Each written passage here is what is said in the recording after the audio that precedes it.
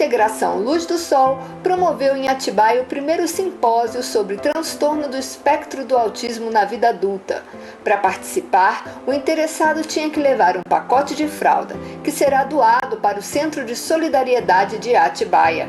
O evento aconteceu no Centro de Convenções Vitor Brecheret e reuniu profissionais da saúde, educação, familiares e interessados sobre o tema.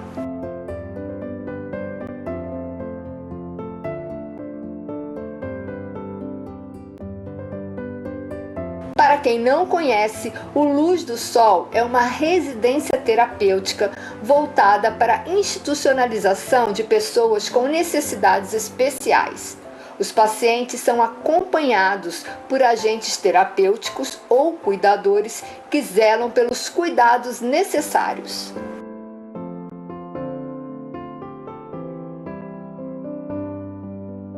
Diversos temas foram abordados no simpósio. Os desafios da terapia de integração sensorial, a importância da estimulação sensorial e condutas terapêuticas em paciente com auto- e heteroagressividade. A Andrea é terapeuta ocupacional e hoje vai ministrar também uma palestra aqui no Centro de Convenções. E eu queria saber de você, para você explicar para quem está em casa, para que as pessoas entendam toda essa temática, qual o trabalho da terapeuta ocupacional junto a esse público. Bom dia, obrigada. A gente está muito feliz pelo evento e a terapia ocupacional é uma graduação, é uma faculdade e nós vamos estar avaliando a questão da ocupação humana. Então, pessoas com autismo, elas podem ter algum déficit, algum comprometimento relacionado à ocupação humana deles. Se a gente pensar em bebês, crianças, a ocupação humana deles vai ser o brincar. Então, eles podem ter algum déficit relacionado ao brincar ou na parte escolar, eles têm alguma dificuldade na escola. E a terapia ocupacional vai entrar nessa área. Pensando especificamente na Luz do Sol, que nós temos um público adulto de pessoas com TEA e autismo, nós vamos estar trabalhando as atividades de vida diária, né? Essas pessoas têm bastante comprometimento, elas têm dificuldade de se trocar sozinha, tirar roupa sozinha, escovação de dente, fazer a barba, né? A reconhecimento de si próprio no espelho, eles têm essa dificuldade, eles não conseguem se reconhecer. E a terapia ocupacional ela vai entrar nesse segmento. De que forma? A gente vai estar fazendo atendimentos individuais, apenas eu terapeuta ocupacional, com um adulto com TEA, atendimentos multidisciplinares junto com outro profissional, então fisioterapeuta, fonoaudiólogo, psicólogo, educador físico. E a gente vai estar trabalhando a orientação para os pais, quando eles vão para casa, alguns vão para casa, né, aos finais de semana, ou orientação direto para os cuidadores formais da instituição, da Luz do Sol. Né, nós temos pessoas que trabalham 24 horas com esses adultos, estão à disposição deles. Então eu vou estar orientando, olha, em vez de você fazer tudo por ele, toda a atividade, tenta estimular ele a fazer sozinho. Então fala, olha, por favor, me ajuda a tirar sua meia. Né? Isso facilita bastante para os adultos, que eles vão aprendendo, tendo mais autonomia, e para os cuidadores também, que podem estar focando em outros aspectos com esses adultos. Por isso a importância de um trabalho realmente técnico, né? Porque a gente em casa, a gente não vai ter esse pensar, né? E aí também não ajuda. Isso, exatamente. O trabalho técnico, hoje nós temos uma equipe na Luz do Sol que está se formando cada vez mais, se capacitando. Nós temos uma supervisão institucional de uma pessoa de fora de Campinas, uma vez por mês. Nós temos as reuniões de equipe, os planejamentos de cada um dos adultos. Então, cada um desses adultos vai ter um planejamento, o que ele precisa, o que precisa ser trabalhado. Então, é bem esse foco que a gente tem na Luz do Sol, conciliando com o fato de que é uma residência, né? Então, eles residem na Luz do Sol. Muito obrigada, sucesso para você. Obrigada. O Wellington é fisioterapeuta, também um palestrante hoje aqui. Eu queria que você falasse desse seu trabalho especificamente dentro do Luz do Sol. Eu estou lá há 5 anos, né? E como o autista não tem essa necessidade específica de um fisioterapeuta, porque a grande maioria deles tem a parte física íntegra, né? Então, aquela característica que a gente conhece como fisioterapeuta, que é a dificuldade de uma movimentação muscular, essa necessidade eles não têm. Exatamente. Então, são alguns que têm, então eu faço um trabalho específico com esses que têm algum tipo de dificuldade física, né? Então, eu tenho um que tem uma atrofia dos membros inferiores, tem um outro que tem uma contratura, também dos membros inferiores. Então eu faço esse trabalho para tentar melhorar isso, né? Então a gente tive muito resultado com esses pacientes.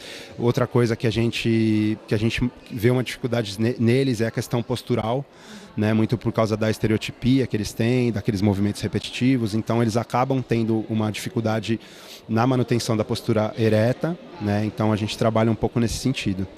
Entendi. Você também estava conversando comigo antes, essa questão da roupa, né? Que até a Andrea tinha falado a respeito da identificação deles no espelho, que eles também têm essa dificuldade. E você estava falando da roupa também, que é uma outra dificuldade que eles têm. Isso, também a gente trabalha a questão da integração sensorial, né? De integrar os sentidos. Eles têm essa alteração na questão dos sentidos, né? Então, como um exemplo, a gente tem alguns que não conseguem vestir roupa, né? Porque é uma coisa ali que para eles é estranha, não faz parte do corpo deles, então para eles é estranha. A própria costura da roupa às vezes incomoda, a gente tem alguns que têm dificuldade em usar o calçado, então a gente trabalha também nessa parte para tentar fazer com que eles tenham uma vida mais comum. Paula, como que é o trabalho desenvolvido, né, por você com uma pessoa que tem um transtorno do espectro do autismo? Então, na instituição, a gente faz trabalhos em grupo, né? Em geral, são trabalhos grupais. Existem alguns atendimentos individuais, mas a gente, justamente pela questão da socialização, pelo desenvolvimento da socialização, nós fazemos trabalhos grupais. Então, são trabalhos relacionados, por exemplo, à oficina de artesanato, projeto de culinária, horta terapêutica. Agora, nós vamos iniciar a ecoterapia, né? E sempre visando a modificação de comportamentos inadequados. Então, todas as oficinas, elas têm objetivos muito claros, né? De socialização, comunicação, equilíbrio sensorial, desenvolvimento de cognição, né? Então, é basicamente isso, né? Cada trabalho desenvolve diversos aspectos, mas, de uma forma geral, é isso. A Érica é fonoaudióloga, também palestrante hoje, e a gente vai conhecer o trabalho dela junto a pessoas com transtorno do espectro do autismo. E, assim, nesse momento, dentro da instituição Luz do Sol, né? É um prazer ter você aqui. O prazer é meu. O meu trabalho no Núcleo Luz do Sol envolve tanto atendimentos em grupo quanto atendimentos individuais. E eu trabalho com a comunicação deles, tanto com pacientes não verbais, que não conseguem se comunicar através da fala, quanto com pacientes verbais, que se comunicam através da fala, mas que necessitam uma organização de toda essa linguagem, né? E eu uso muito a comunicação alternativa. O que é comunicação alternativa para a gente que não é né? Não sabemos os nomes técnicos? Comunicação alternativa, eu acredito que seja qualquer coisa além da fala como forma de comunicação. Então, uma expressão facial, gestos, tudo isso é considerado comunicação alternativa. E também a comunicação através de figuras, de pictogramas. Então, a gente faz esse trabalho, né, com figuras para eles conseguirem expressar algumas necessidades, alguns sentimentos. Então, é todo um trabalho desenvolvido para que eles cheguem a isso. E o fato deles estarem, né, numa instituição em que tenham, assim, apresentam, né, entre aspas, dificuldades semelhantes e tudo, você sente que isso é legal, estimula o outro também, diferente dele ficar em casa, de repente, com a família? Isso é legal principalmente com relação à comunicação, né? Porque para eu conseguir estimular a comunicação, eu preciso ter parceiros comunicativos. E a gente proporciona isso, tanto entre eles, quanto eles e profissionais. Família, claro, a gente envolve também nesse trabalho, mas a gente acaba tendo mais parceiros comunicativos entre eles ali. Dia a dia mesmo. Exatamente. Porque, gente, eles moram na instituição. Então, por isso, quando eu falo família, coloco a família fora, não é que a família esteja fora, mas muitas vezes ela participa, mas não no dia a dia, porque eles moram lá. É isso mesmo. Mas a gente está sempre trazendo eles para perto da gente e trabalhar essa questão da comunicação com a família também. No próximo bloco, uma visão mais aprofundada sobre o transtorno do espectro do autismo através das entrevistas do psiquiatra Dr. Raymond Rosenberg e o psicólogo Mauro Stepanes.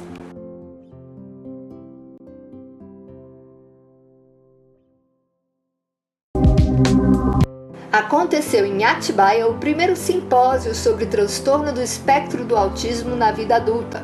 O simpósio contou com a participação da equipe multidisciplinar do Núcleo de Integração Luz do Sol e também com a importante participação do médico psiquiatra Dr. Raymond Rosenberg, membro da Academia Americana de Psiquiatria e Adolescência, presidente da Associação de Deficientes de Áudio e Visão e fundador da Associação dos Amigos do Autista. E o psiquiatra Raymond Rosenberg, hoje aqui na cidade de Atibaia, para abrir esse simpósio com a sua palestra, né, sobre o conceito do autismo. Então, para quem não teve a oportunidade de vir hoje, sobre o que o senhor vai falar? Eu vou falar sobre o autismo, que é um transtorno de desenvolvimento que aparece precocemente no desenvolvimento das crianças antes dos 3 anos de idade.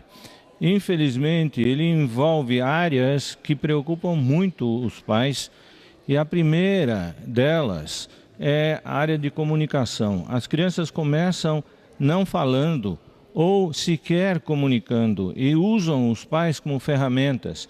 E os pais começam a achar que são eles os culpados por mimarem, por terem problemas genéticos ou qualquer outro tipo, quando na realidade a criança tem um problema de seu desenvolvimento. Além disto, a criança apresenta problemas de socialização. Ela não busca crianças para interagir, ela se isola, ela fica não aceitando mudanças de rotina, como por exemplo, trocar de uma mamadeira para uma alimentação pastosa ou até mais consistente. A criança começa a ter uma série de outros comportamentos associados que infelizmente se olha por essa perspectiva e que na verdade tem que pensar nesses 3 alicerces. Um deles, a comunicação, a socialização e a dificuldade de mudança. Isto já foi descrito desde 1943 por Kanner. Eu vou tentar abordar o diagnóstico, vou tentar abordar possíveis causas e, se tiver tempo, eu vou tentar abordar intervenções. Isso tudo até os 3 anos, assim, esse quadro ele já é possível para o pai observar e aí sim buscar um diagnóstico, porque às vezes não é, às vezes é característica da criança, mas a importância de levar um profissional, né? É algo muito dramático que se nota, porque toda mãe sabe que é esperado umas mudanças e ela fica notando, ela acha seu filho um pouco esquisito. 50% dos pais já com 1 ano de idade já estão suspeitando de alguma coisa. Não é preciso esperar os 3 anos de idade. E tem que encaminhar para o profissional especialista, que é o pediatra, o qual infelizmente só se preocupa em pesar e medir a criança e ouvir os seus órgãos e não escutar o que a família relata. E ele é o primeiro profissional que poderia levantar a suspeita e iniciar uma intervenção precoce. Eu até estava conversando com o Mauro sobre a diferença hoje desse conceito e tudo mais. Hoje tem muita informação, então a família também é possível detectar isso, é possível participar disso. Antigamente não tinha tanto quanto tem hoje. Eu que sou leiga no assunto, não tenho contato com essa problemática, mas a gente lê, a gente tem como, né? A gente correr atrás também um pouquinho e se informar. Sim, felizmente nós não precisamos nos deslocar muito para termos acesso à informação e ir a uma biblioteca. A gente tem, através da internet, acesso a grandes informações e desinformações. Então é preciso, quando levantar uma suspeita, procurar um profissional habilitado e experiente em fazer o diagnóstico e possíveis intervenções.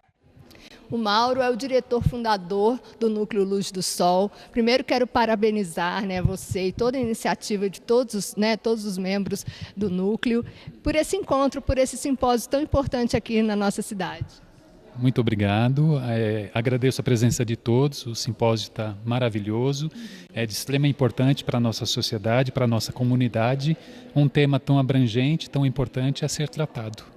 E quem quiser conhecer, quem ainda não conhece o Núcleo Luz do Sol, tem alguma maneira, um dia especial de visitação, ou sempre estão abertos? Sim, existe a possibilidade de conhecer o nosso espaço, né? Nós temos o site da internet e também deixamos o telefone à disposição para caso queiram fazer uma visita, conhecer o nosso espaço. Tá? E a gente vai finalizar essa cobertura de evento que foi muito legal. Eu aprendi tanto, eu fiquei lá um pouquinho, né, na palestra dos profissionais. Nossa, como eu aprendi, né? Como é importante realmente, até eu que não sou do meio, mas você ter essa visão social é super importante. Sem dúvida. E estamos sempre aprendendo, né? Porque é um conceito que ele vai evoluindo de acordo com a evolução social. Né? Então, surgem nomenclaturas diferentes, formas de definir o termo. É sempre bom estar aprendendo. E a gente vai finalizar essa cobertura, então, desse dia super gostoso, esse sábado aqui de muito aprendizado, com um vídeo seu, que inclusive foi apresentado, né, para todo mundo que está participando, em que você fala de vários aspectos, né, muito interessante. Isso, nesse vídeo eu vou estar abordando de uma forma bem ampla, o conceito do autismo. Então, muito obrigada. Que desenvolvemos. Muito obrigada mais uma vez e sucesso. Como eu até falei com a Flávia Macedo aqui fora, dei uma fugidinha. Me emocionei assistindo ao vídeo. As lágrimas assim correram. De saber que tem um espaço assim, que você sente que eles são acolhidos, são estimulados. Que lindo, parabéns. Muito obrigado. Mauro Sérgio Stepanes, eu sou psicólogo.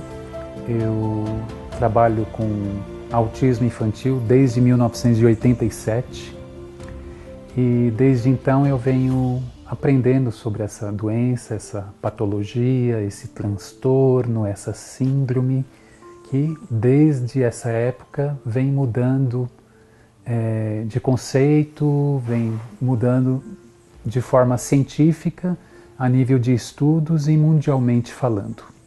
Atualmente o autismo é uma doença grave que compromete o desenvolvimento infantil, alterando a comunicação, a fala, né, a parte cognitiva, mental, a interação social com as pessoas. Então essa síndrome de nascimento, porque as pessoas nascem com autismo, ela prejudica, ela afeta de uma forma grave, né, esses pacientes e impedindo-os de ter uma relação saudável no meio em que eles vivem. O autismo infantil ele é visto hoje, atualmente, dentro de um espectro. Passou a ser transtorno do espectro autista, né? Ele varia desde casos mais leves, moderados, até casos graves e severos.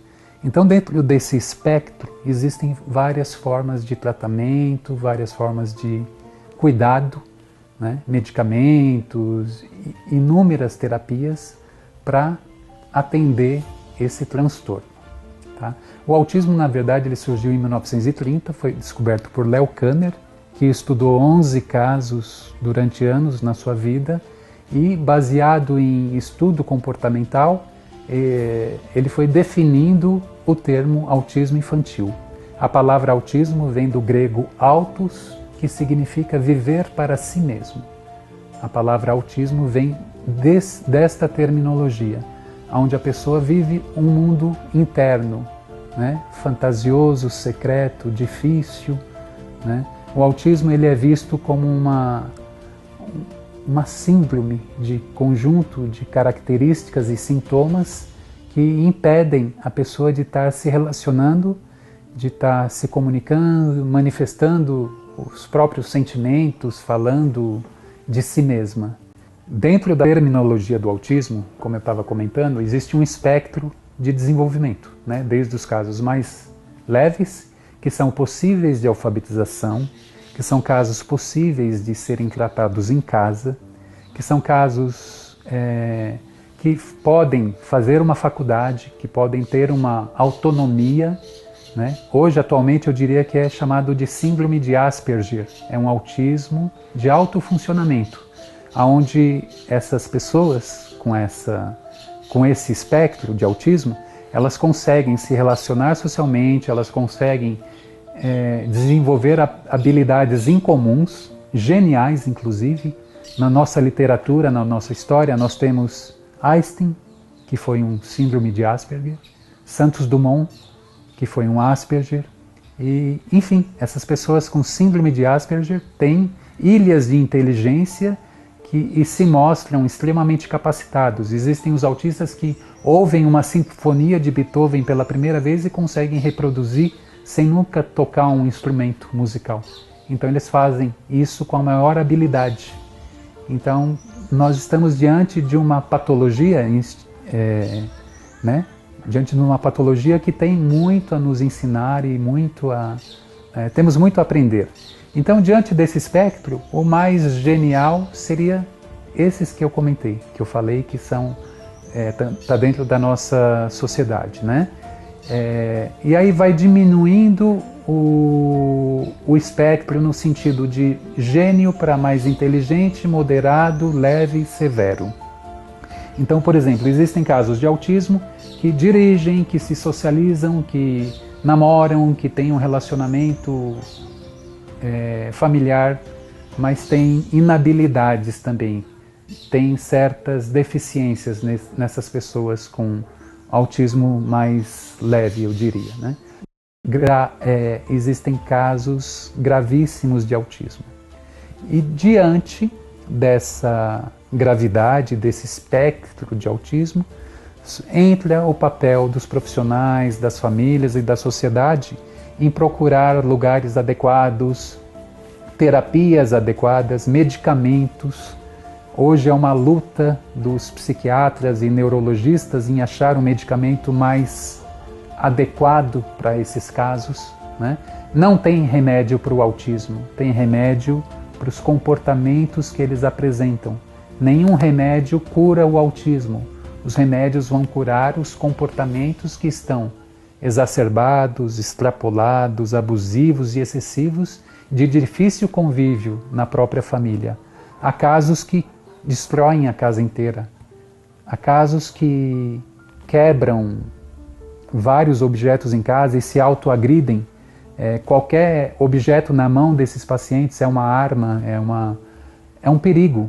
Então existem casos que precisam de cuidados excessivos, de cuidados permanentes. Diante dessa realidade, surgiu o Núcleo de Integração Luz do Sol, que é uma instituição que vem atuando profissionalmente desde 1996.